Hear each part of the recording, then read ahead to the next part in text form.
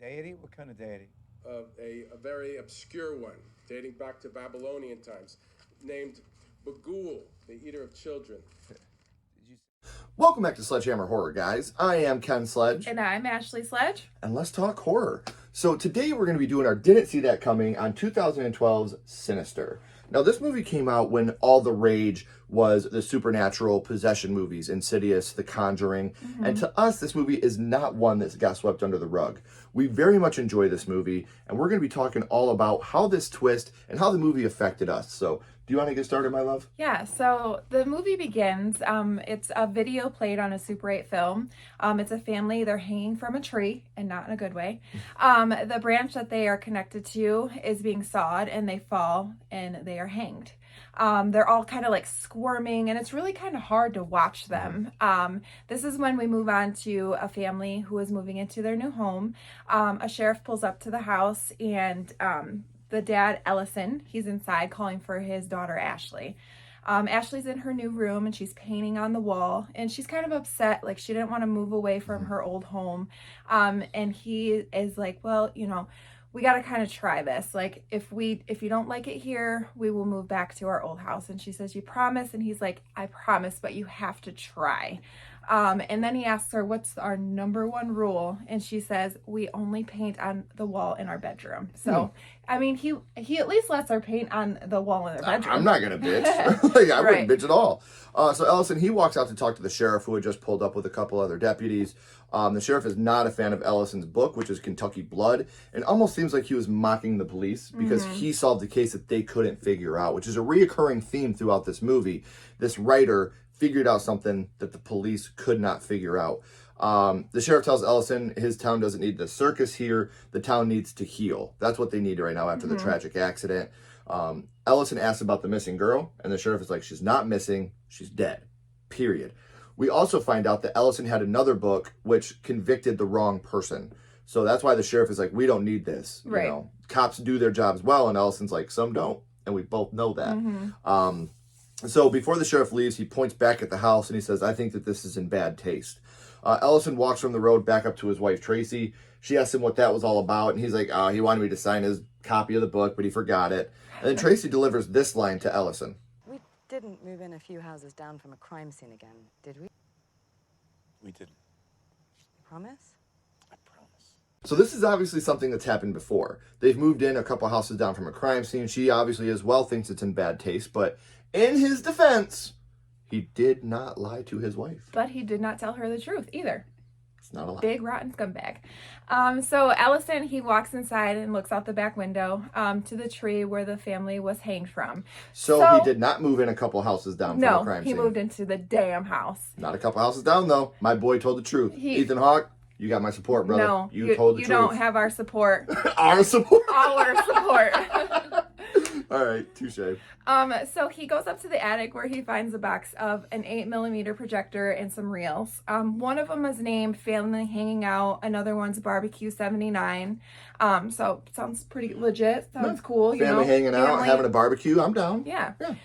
So at dinner, Trevor, the son, asks when he can find out like where it happened, and Tracy intervenes, and she's like, never. You're not old enough to know where it happened.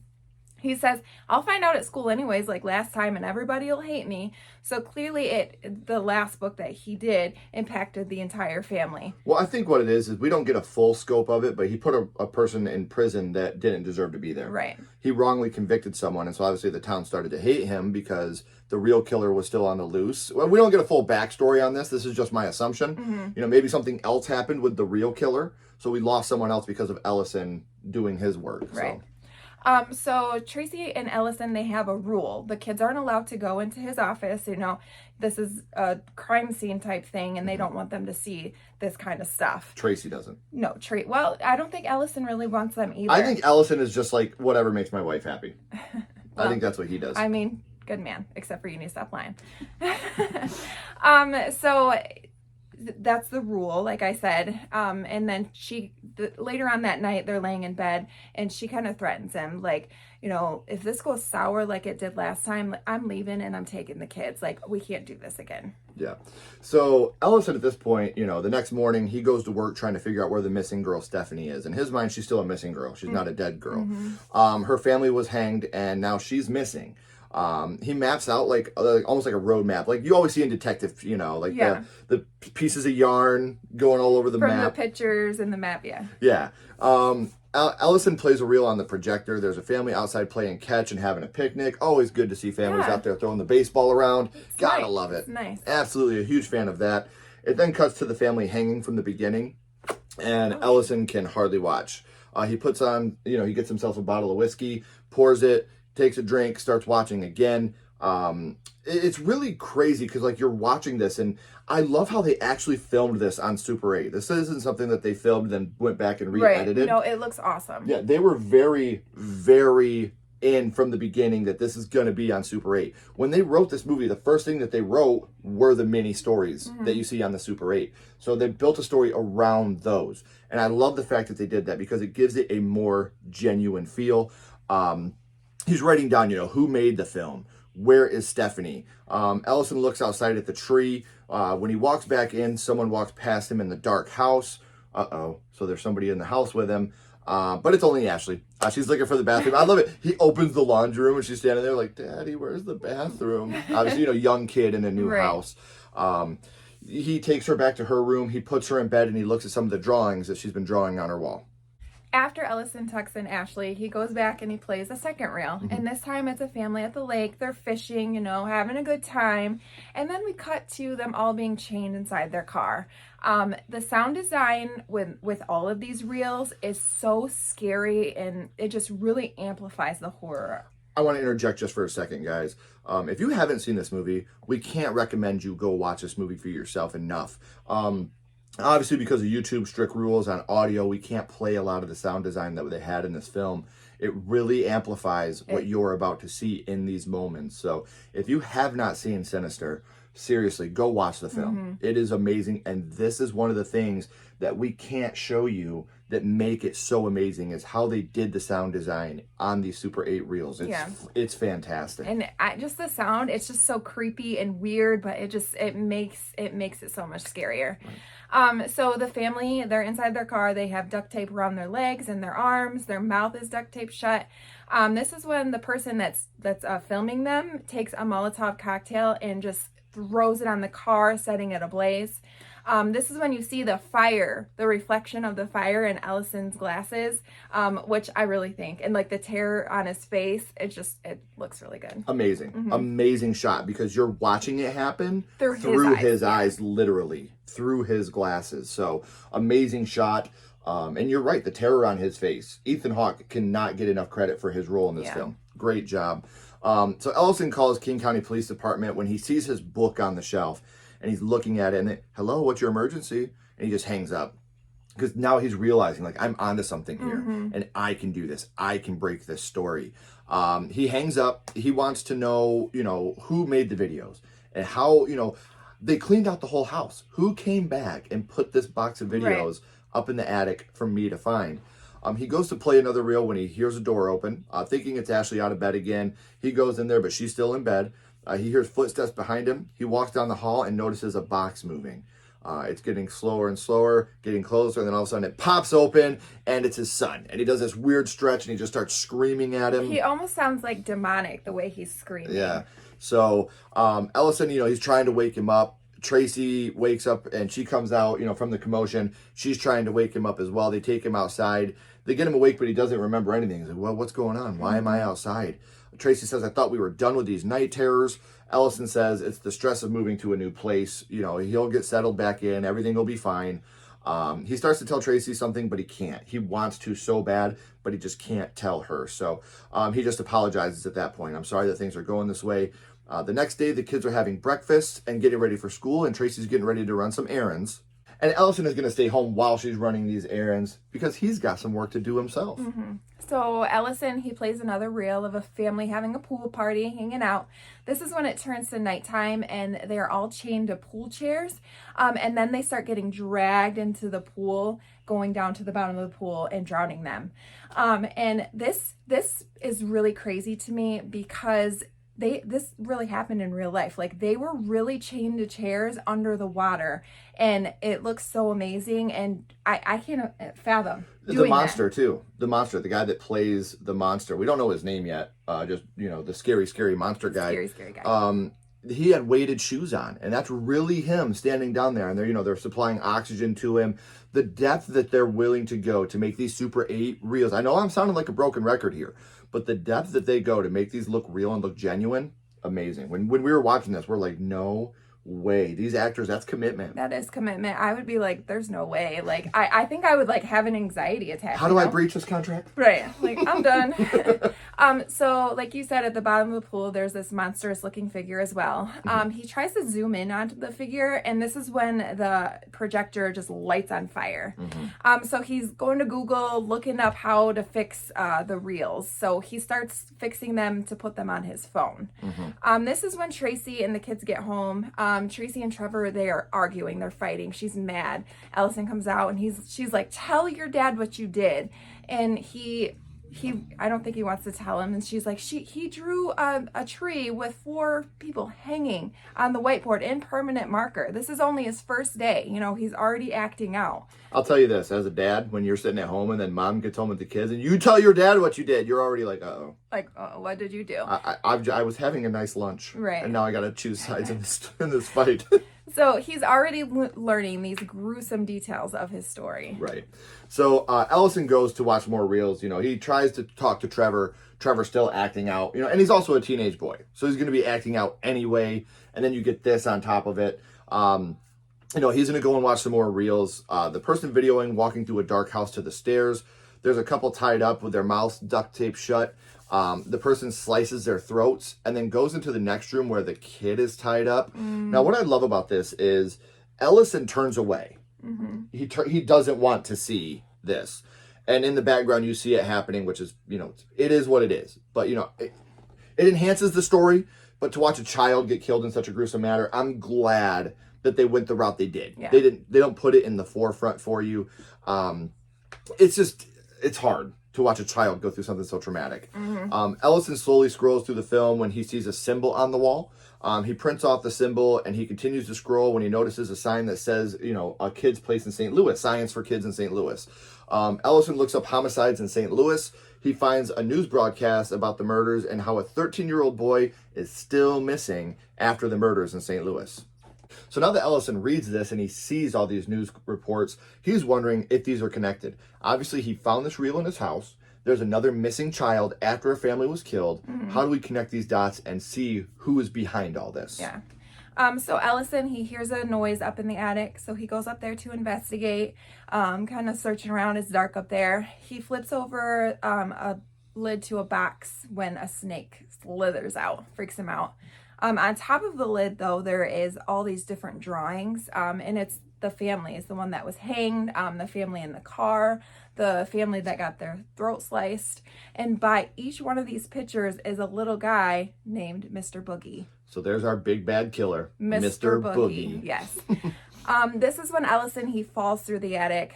And so the paramedics come, a deputy comes, the deputy asks to see the hole.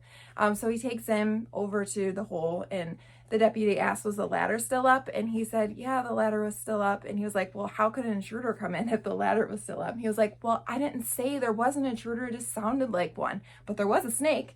And the deputy says, snakes don't have feet. I love this because, obviously if you hear an intruder, you're going to hear stomping around. He's like, well, snakes don't have feet. Yeah. So. And he's so serious when he delivers it. James Ransone did a great job as this deputy in this film. He's very much a comedy relief in this film for sure. So Ellison, at this point, he's just annoyed, wants him to leave. This is when the deputy asks him for a favor. But obviously he forgot his copy of Kentucky Blood at the station and he wants an autograph. What I love about this is earlier he said that about the sheriff. Like, oh, he wanted an autograph, but he forgot his book. And now this is really happening with the deputy. He's like, yeah, but I forgot my book. Ellison has more copies in his office, tells him to follow him. He won't let him in the office. The deputy asks, if he could be his deputy so-and-so from the police department. Like you get the acknowledgments in the back of the book. And he's like, you know what? Sure, deputy so-and-so. I need you to look up a few things for me. He asks him to get the street addresses on the families that got their throats cut, and if he could dig up any info on the family that was set on fire in their car. Deputy so-and-so says he will have the info, but we'll have to wait until the sheriff leaves because obviously the sheriff is not a big fan of what Ellison does. Ellison watches the interview he did about Kentucky Blood years ago. He's got an old VHS tape. The host asking him, what's more important to you? The fact that you solved this crime, or that you were #1 on the New York bestseller list, and Ethan Hawke gives that little smile and he's like, well, of course, the justice. The justice is always #1. Bull. Yeah, but we know that it's not the justice. It's the fame. It's all about the fame and the money for him, which is obviously human nature. Everybody wants to be successful. Everybody wants to be known. But to put that above putting someone behind bars and getting the justice for people that needed the justice in their family, a little weak, man. You had my full support at the beginning. You're starting to lose it a little bit, Ellison. We already talked about this. He does not have our support. Well, I'm sorry, Ellison. So Ellison, he's comparing the drawings from the lid with the actual videos on his phone, on his laptop. And he prints off a real shot of Mr. Boogie and hangs it on his road map. I love that name, the road map. So Deputy so-and-so, he calls and he gives them an address, and Ellison discovers that the Stevensons moved from the house that the Millers were burned in to the house that Ellison is living in now. He's connecting all these dots now. Yes. All these, not only are these families connected because of the reels, but they've all lived in the same houses as well. So how else can this be connected? Mr. Boogie, he's still on the screen of the computer when he looks at him and then looks back like he never moved. And he looks over at it and like it kind of seems like he notices it, but he doesn't because he probably would have pooped his pants. So he then goes, because he was filming, well, he had his phone on when he was up in the attic. So he goes and watches himself falling through the attic, and he notices all these little hands on him. Like they actually pulled him down. So he shuts the computer screen in fear. Yeah. And now that night, Ellison and Tracy are sleeping when Ellison is awoken by a noise of the projector going. And we already know the kids are not allowed in his office. So why is the projector going? He walks in the office and the video of the hanging is playing. Ellison grabs the pic of Mr. Boogie, and I love this. He puts the picture up to the window, and we get this jump scare right here. So now Ellison, he sees this guy in his backyard. And I do gotta say, that jump scare, Yes. the first time you see it, you're, oh, Yeah. shit. Like, Poop your pants. yes. He goes outside with a bat when he finds his son, Trevor, sitting in the bushes freaking out. Yeah, which is creepy, too, because you just see his eyes. It's so creepy. So he takes Trevor in and tells Tracy to stay with him. He goes back out to get his flashlight and his bat when there's a dog growling at him. And he's like, it's all right, puppy. I just want to get my bat so I can bash your fucking head in. And when he's going to get his bat, there's a bunch of ghost kids behind him that you can see in the background just standing there staring at him behind him.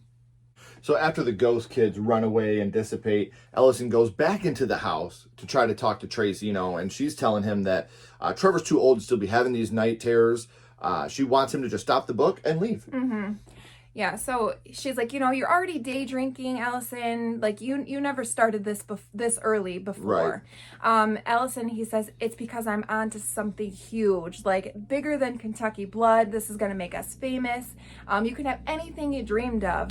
And she's like, I don't care about any of that. I just want you. Yeah, I just want you. I just want our family. The next day, the deputy so-and-so, he stops by. He has a couple of files for Ellison.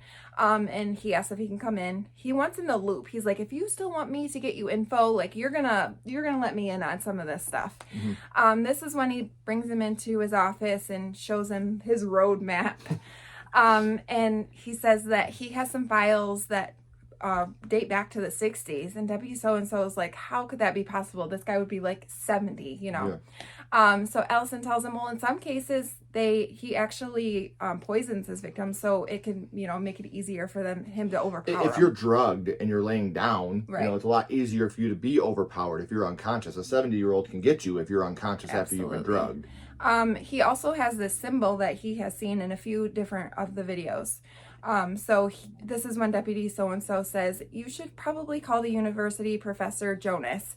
He's a cult expert, and, you know, he's here for the weirder stuff. Yeah. So he now wants the deputy to find out where the pool drowning happened.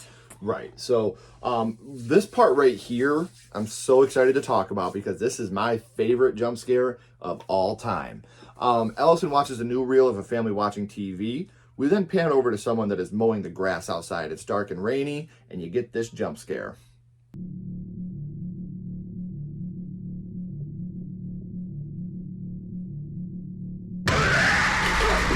I'm telling you, you guys don't get the full extent on how long that goes for before the jump scare happened, which really enhances how scary that moment actually is. Absolutely. It doesn't matter how many times you watch this movie. Every single time it gets me. I know it's coming. I know it, and it still gets me. It's perfect. It is the perfect jump scare because it drags on for so long, and your anxiety's building. Like, what is happening? What is happening? And again, the score. And I go into dad mode. I'm like, why are you mowing the yard when it's raining? You're not doing a good job, and you're going to mess your blades up. What are you doing? Right. So now Professor Jonas, he calls Ellison. The symbol is used to worship a deity called Bagul, the eater of children. Bagul. So we can start calling him Bagul now instead of Mr. Boogie. I like Mr. Boogie. I'm sticking with Bagul. So Professor Jonas asks Ellison, the crimes you're dealing with, they all have a missing child, correct? And Bagul eats children, and he needs the soul of children to survive, to keep going. So this is all kind of making sense now. There's always a missing kid.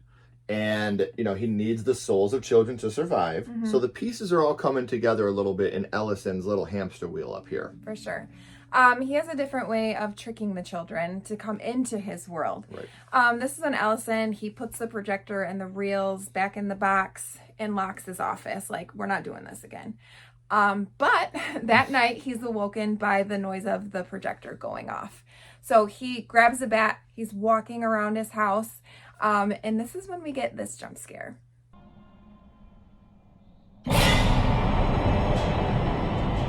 So that one gets me too. It's not the lawnmower one, but that one's a good one. Okay, listen, I'm not a huge fan of jump scares. And I think everybody that knows me knows that. But when you have a movie like this, where it has an amazing story, and it's just peppered in with jump scares, because there's about 5 or 6 very good jump scares throughout this film. Yeah. And they're all very effective. So when you can do it like that, you're not reliant on your jump scares.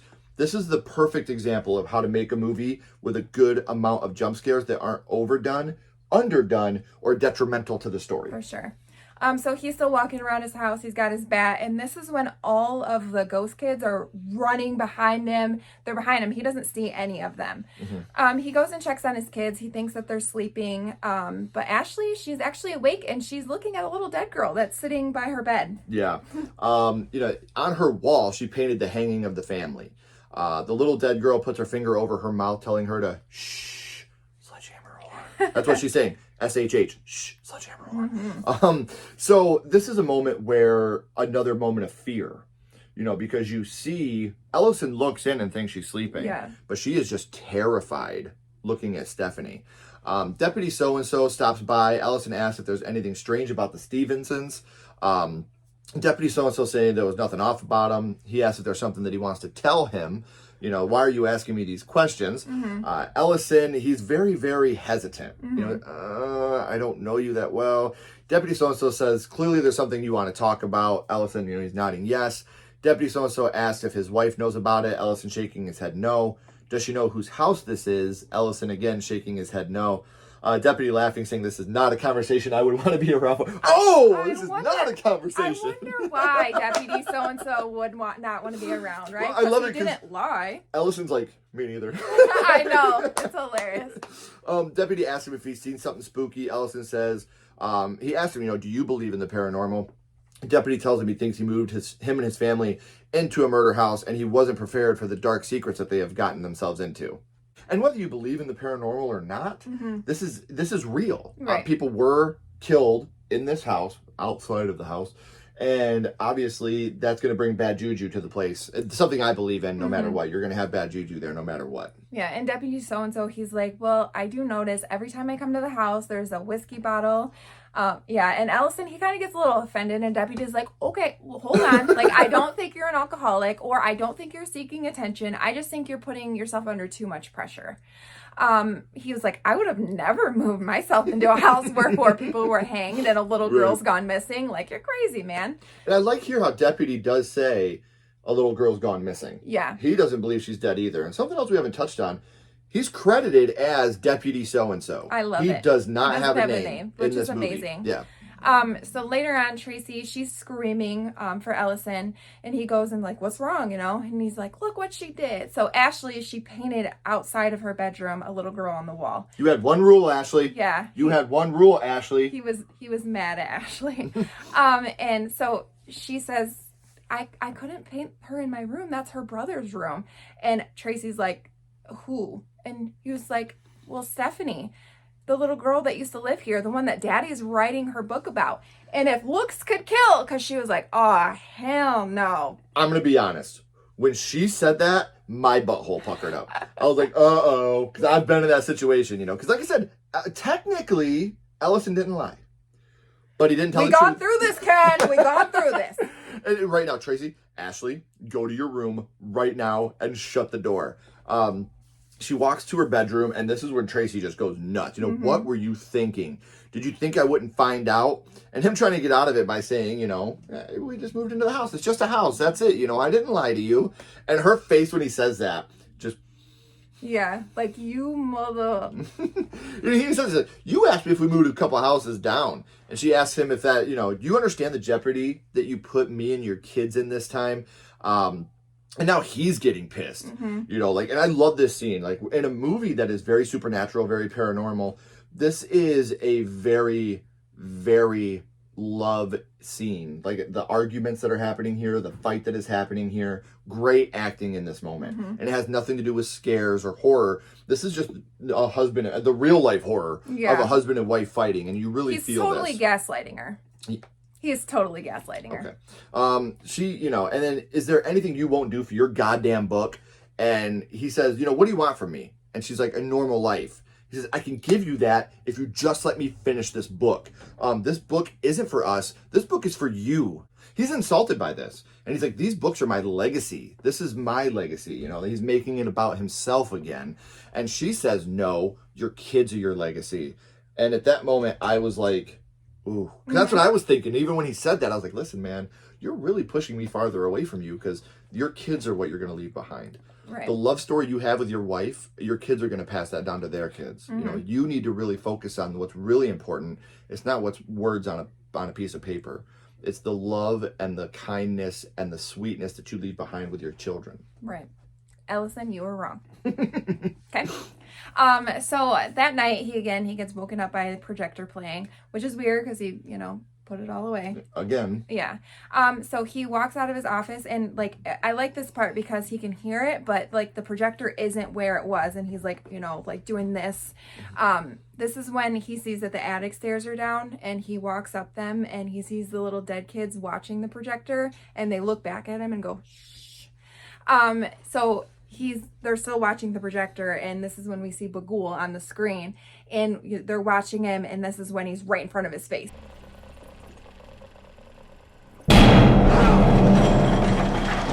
And the projector and the reels are thrown down also. So he gathers them all up, and he goes and puts them in the fire pit. Smart man. You know, like, okay, this is too much. We've gone too far. We're I'm done. burning this shit. I'm done. Tracy walks out asking him what he's doing. He tells her we have to leave now, get the kids while I stand here and do nothing. Oh my gosh, I wonder who wrote this script. Okay, I'm sorry, that took me by surprise. That's hilarious. So, Well, it's just like he was like, get the kids now while you're watching the fire. Okay. I'm sorry, guys. I didn't read that ahead of time, and that really, really took me by surprise. So, okay. I'm sorry. Let me get back on track here. Ashley asks where we're going. Ellison says we're going home.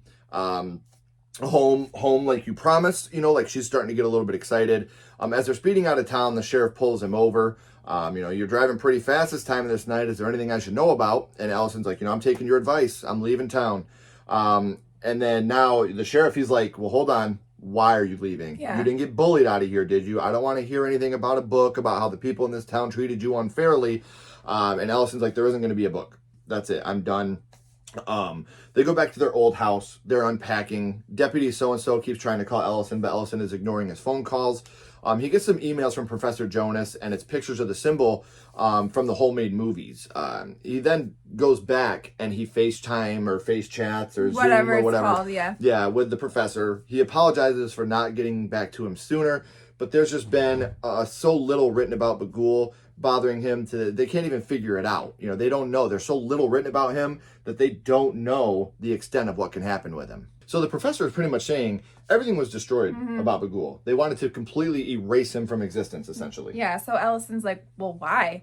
And the professor says superstition. Early Christians believe that the Bagul lived in the images and it was a gateway into his realm. And Ellison's confused, like, a gateway? So the ancient church believes that he would take possession of you through the image. Like, you know, it caused terrible things to happen. Like maybe a Super 8 film? Yeah. So children who were exposed were especially vulnerable to Bagul's possession and his abduction. And Ellison's like, well, what if you destroy them? What happens then? You know, it closes that realm, right? And Bagul, he would no longer have access to this world. And the professor is like kind of confused, asking, what kind of book are you writing here? And he's like, I don't know. I don't even know that there is a book anymore. Right. So now Ellison is really, you know, he's done. Yeah. You know, he's deleting the images off his computer. He again declines a call from Deputy so-and-so. Probably shouldn't do that. No. You should probably answer your You phone, should. buddy. He goes to take care of his stuff in the attic when he sees the box and the reels that had been burned. This box has an envelope with extended cut endings. So obviously earlier he Googled how to fix it, so he knows how to put these endings onto the reel. He finally takes Deputy so-and-so's call. Ellison saying, do you know what time it is? You know, deputy's like, yeah, I'm sorry, but I've been trying to call you all day. And the deputy says, the problem is you moved. I've made this connection. Deputy says, I've been compiling all the data you asked me to get, and I saw the connection, the dates, the addresses. Each family you had me looked up previously lived where the other family and the murders took place. That's a twist. That's very twisty. So this is another example of, I think I'm doing the right thing. I'm going to get my kids out of this house. I'm going to get my family out of this The house is what's possessed. Right. I'm going to move us away when actually that was your fuck up. Right. That's where you messed up in this case, is by moving out of that house. If you'd have stayed in that house, you might have had a fighting chance. Right. So Ellison, he says all 5 of them, and Deputy says, yeah, if you put them in chronological order, you can draw a line from murder to murder to murder. Like, they already knew that the Stevensons lived in the St. Louis house previously owned by the Millers, whose their throats got cut.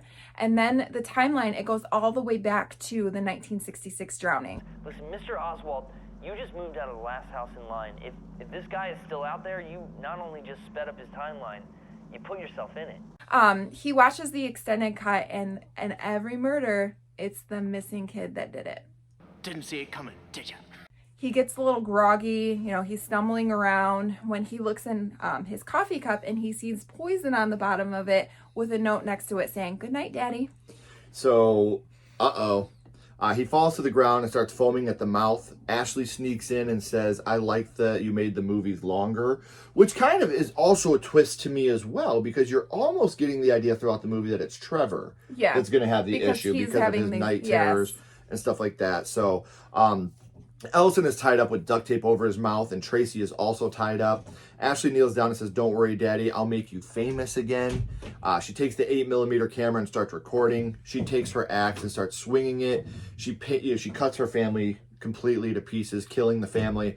She painted the walls with their blood. All the dead kids are on screen watching Ashley draw her dead family chopped up in the lid, which I think, is also poetic. She starts, all the kids run away when they see Bagul. Bagul's behind Ashley. He picks her up and he walks into the projector holding her, which is another great shot. I love this scene. And it ends with a new reel in the box called House Painting. So they are letting you know throughout the whole movie how Ashley's going to kill him and what her story's going to be. Which, again, is very smart writing, because you don't think about it. She just likes drawing on walls. She likes to paint on her walls, you know? But that's what she did. Now she's going to paint with her family's blood all over the walls. And not in her bedroom, Ashley. So this movie does end on a somber note. The whole family's dead, which does get picked up in the sequel, Sinister 2. You don't get any more story on them. a little bit of a backstory with Deputy So-and-so, who also doesn't have a name throughout Sinister 2. He is Deputy So-and-so throughout that whole film. That's a film that we may cover in the future. Good film, not great film. Didn't live up to the expectation of Sinister 2, or as Sinister. But there have always been rumors of a crossover between Insidious and Sinister. Please! Called Sinister. Please! And I would love to see that. Yes. So, overall, what would your ranking of Sinister be, 0 to 5 skulls? I'm gonna give it a 4. I really enjoy this movie. Again, this is another one, like if you ever feel like you're desensitized from horror, this one brings it all back for me. Scary, the jump scares get me every single time. Bagul, I think he is a scary monster, and he uses kids, which is even more scary. Like, these kids are supposed to be innocent, and he uses them to kill their family. Like, and that's just a scary story. So, yeah. I'm going to go with you. I'm going to say 4 skulls. I'm going to give you the exact same rating. And it's just because this movie caught me so off guard. Like I said, I'm not a big fan of super, jump scares and all that, but this movie does them very well, and they're all very smart when they do their jump scares. So let us know in the comments, guys, what is your ranking of Sinister? Did you enjoy this movie? Do you like part 2 more than part 1? There are parts of part 2 that I do like a lot. I like the fact that we get the from the kids' perspective. I think that's awesome. I love the fact that we get a lot from the kids' perspectives in part 2. So make sure you like, subscribe, make sure you share on social media, make sure you follow us on social media. All those links are down in the description, so you can stay up to date on everything that we're doing. Until next time, I am Ken Sledge. And I'm Ashley Sledge. Keep talking horror. Say who you are. And we'll see you guys soon. Bye.